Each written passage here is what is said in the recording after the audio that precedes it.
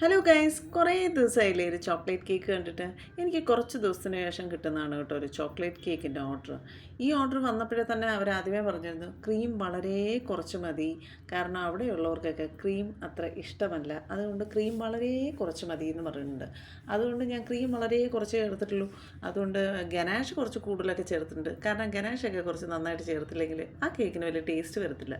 പിന്നെ സ്പൊഞ്ചിൻ്റെ അളവാണ് കുറച്ച് കൂട്ടിയേക്കുന്നത്. പിന്നെ അവർക്ക് കടിക്കാൻ കുറച്ച് ചോക്കോ ചിപ്സും ഒക്കെ ഇട്ട് കൊടുത്തിട്ടുണ്ട് കേട്ടോ.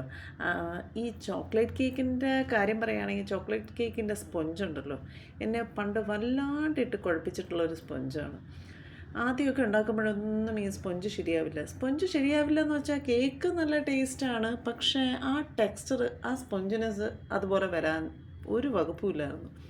ഒത്തിരി ട്രൈ ചെയ്തിട്ടുണ്ട് കേട്ടോ. ഒരുപാട് കേക്ക് റെസിപ്പീസ് നമ്മുടെ യൂട്യൂബിലും അല്ലാതെയും ഒക്കെ കിട്ടിയതും കണ്ടതും ക്ലാസ്സുകളിൽ നിന്നും ഒക്കെ കിട്ടി കുറേ ട്രൈ ചെയ്തിട്ടുണ്ട്. പക്ഷെ ഒന്നും അങ്ങ് ശരിയാവുന്നില്ല. അങ്ങനെ കുറേ പരീക്ഷണം നടത്തിയാണ് കുറേ വർഷങ്ങളായിട്ട് എനിക്ക് കിട്ടിയ റെസിപ്പിയാണ് ശരിക്കും പറഞ്ഞാൽ ഈ ചോക്ലേറ്റ് കേക്കിൻ്റെ റെസിപ്പി. എനിക്ക് പേഴ്സണലി ഭയങ്കര ഇഷ്ടപ്പെട്ട ഒരു കേക്കാണ് കേട്ടോ. ഇത് ആ സ്പോഞ്ച് തന്നെ കഴിക്കാൻ ഭയങ്കര ടേസ്റ്റാണ്. ഭയങ്കര സോഫ്റ്റായിട്ടുള്ള സ്പോഞ്ചാണ്.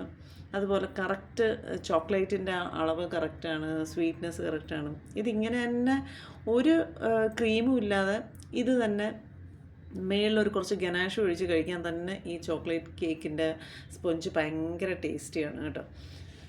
അപ്പോൾ അതാണ് ഈ ചോക്ലേറ്റ് കേക്കിൻ്റെ സ്പോഞ്ച് കേക്കിൻ്റെ കഥ പറയാനുള്ളത് എനിക്ക്.